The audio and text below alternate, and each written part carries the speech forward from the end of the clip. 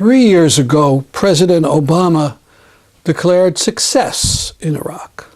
He said there was a sovereign, stable, and self-reliant Iraq, with a representative government that was elected by its people. Now look at things. ISIS and its allies have taken over a large section of that country.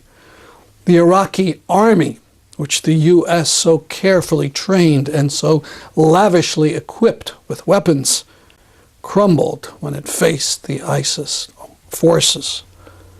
The Kurdish northeast has broken away and is independent in all but name. U.S. forces are bombing Iraq daily, and Syria is coming up next. Our zombie Congress just nods its head and goes along. Decades ago, Iraq was coming into the modern age. And then U.S. officials decided to stick their noses in. Now, after decades of interference by the U.S., Iraq is home to a powerful, brutal force that knows how to fight and has lots of captured U.S. weapons and money. Let me speak heresy. Could it be that the State Department and Pentagon and presidents don't know what they're doing? Let's look back at the 60-year record of folly. Around 60 years ago, the people of Iraq rose up and overthrew their king and established a republic. The new leader was a man named Qasem. He tried to be neutral in the Cold War and to get the Iraqi government to take ownership of Iraqi oil. So he became enemy number one of the Eisenhower administration. Qasem was overthrown and assassinated, 1959.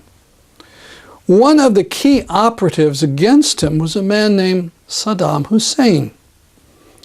According to United Press International, the CIA and Hussein worked hand in glove. It took a few years for Hussein to take over in Iraq completely.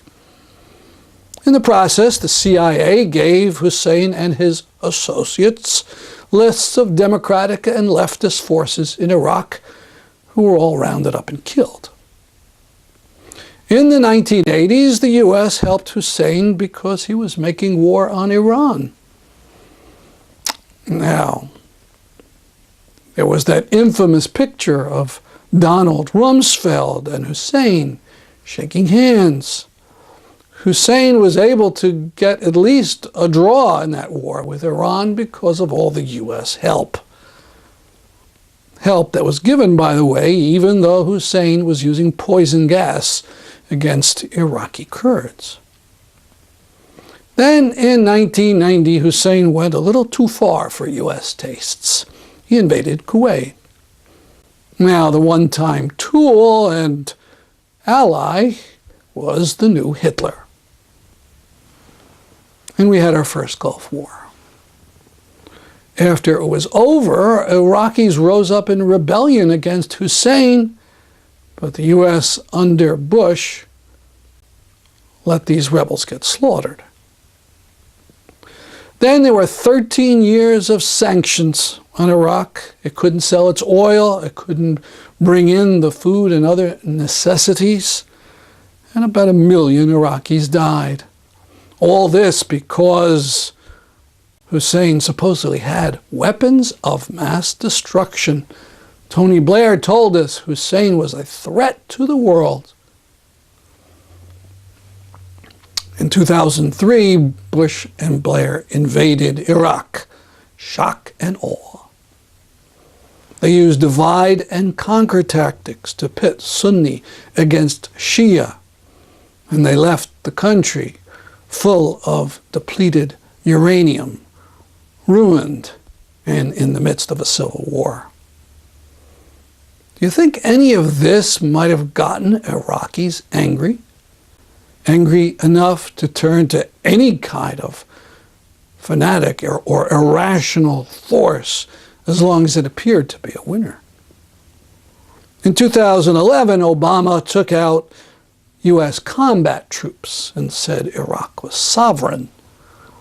Of course, that didn't stop him just a month ago from deciding to boot out Iraq's Prime Minister Maliki because, surprise, surprise, Maliki and his government were corrupt and were treating Sunni like dirt. Who knew? Does this sound as if our policymakers have any idea what they're doing? They go from disaster to disaster, bombing enemy after enemy. Is ISIS bad news? You bet. Should something be done? Absolutely. Should the U.S. take the lead in fighting ISIS? Absolutely not. With their decades-long horrors in Iraq, U.S. leaders are the last people anyone should turn to set things right. Let me put it this way. You don't turn to the arsonist to help put out the fire.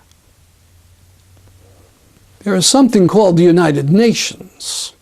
There is something called international law.